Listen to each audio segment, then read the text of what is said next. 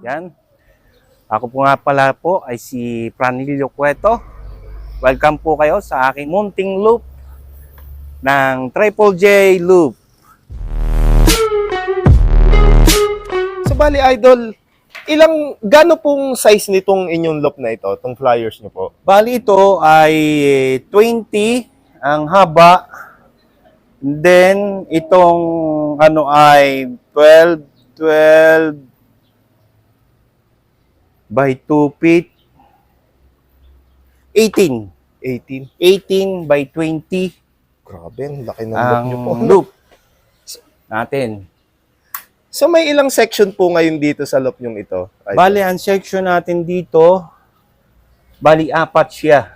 Apat. Bali po, ang laki natin nito, bawat isang room ay 6 and 12. Siya nga. Tuloy. Sobrang linis ng loop Pasok, ni pasok idol. kayo. Ayan makikita nyo mga kalapatids. Pasok. Napakalinis ng loop ni idol dito. Yan. So idol, kailan nyo po ipinatayo itong loop nyo? Bali, itong loop na ito ngayon lang. Ayun. Ngayon lang 2024. Then, bago sumasabay tayo ng South, karera ng South, then ako nagpapagawa na rin. Ayun. Yun. Grabe, ang ginhawa ng loop dito ni idol. Kaya pala, hindi natin na talaga mahuhusay ang mga ibon. Ayan grabe. So bali idol, anong year po kayo nag-start mga lapate? Ako, nangalapate, bali kami ni kasabayin ko, sina paring Roald, 2023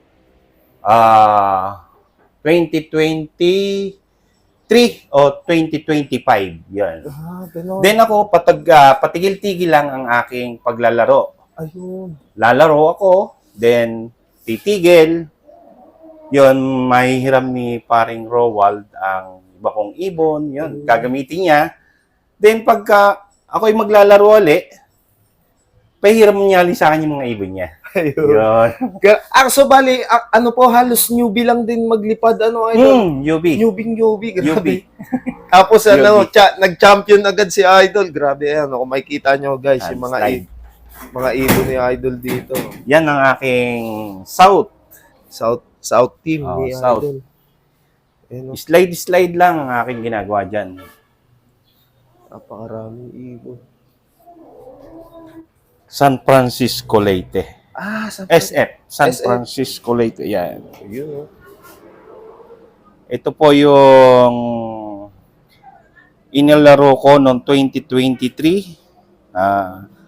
San Francisco Leyte. Then, Calabarzon, buong Calabarzon. Ako po yung nangunguna sa Calabarzon na nakapagpauwi ng San Francisco ng Leyte. San Francisco Leyte. Grabe. Yun. So bali yung ibon na yun po, nandito pa po sa inyo. Oh, narito pa rin sa Ayun. atin. So, mamaya, papakilala sa mga atin. ibon natin. Yan. Hindi na kasya dito.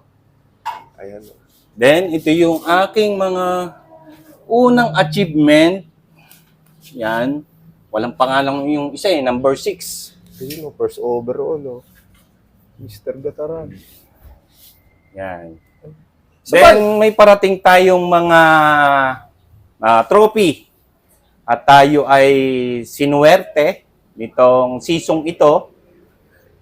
Wala pa lang ngayon.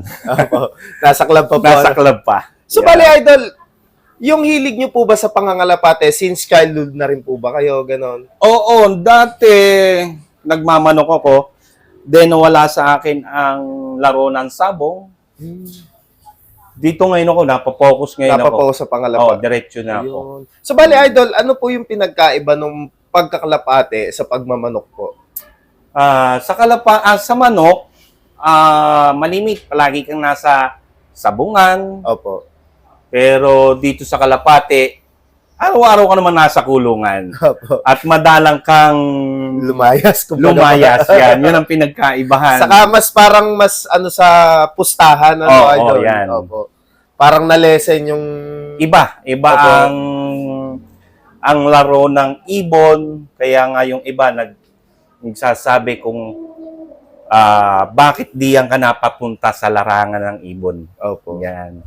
So, yun yung mga hindi nila pa alam kung ano yung sports po. Sport, oo. Opo, yun. So, bali, Idol, ilang bloodlines po yung hawak nyo sa atin ngayon? Yung hawak nyo po ngayon? Dito ang dami kong bloodline. Pero Na- yung mas ginagamit nyo po, Mas ginagamit ko John Arden.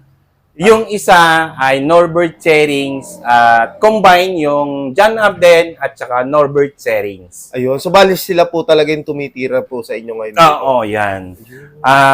Marami tayong na-inquire katulad ng kay Mike Diamond, tsaka kay Mike Alcantara, Luke. Yan.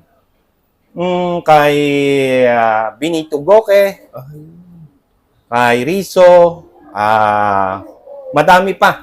Hindi ko mabanggit, hindi ko ano yung iba naming bloodline. Grabe, ang daming ano dito. So, talagang nag-start si Idol sa tama.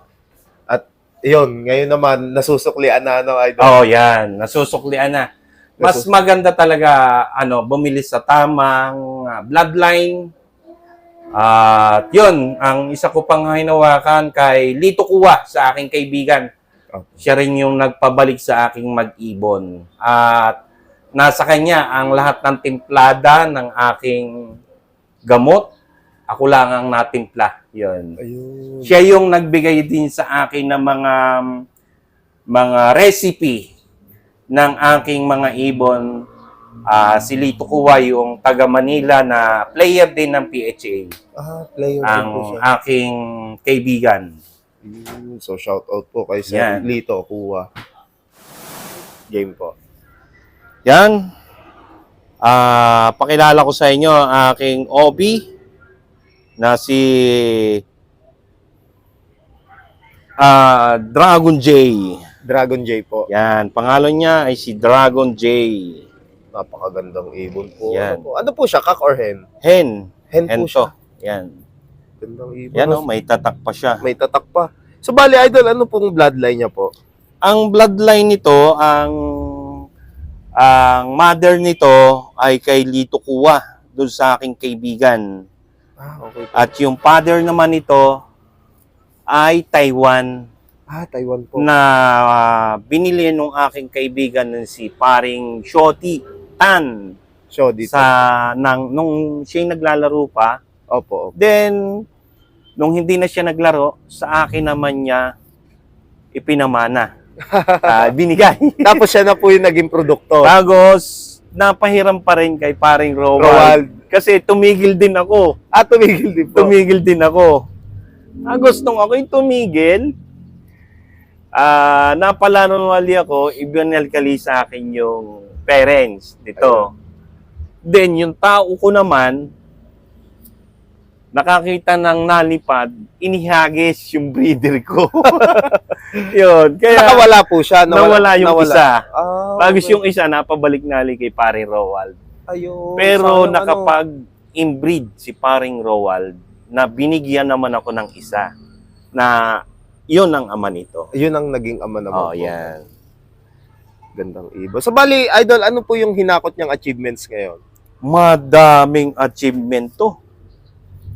Yan o, alpasan na natin.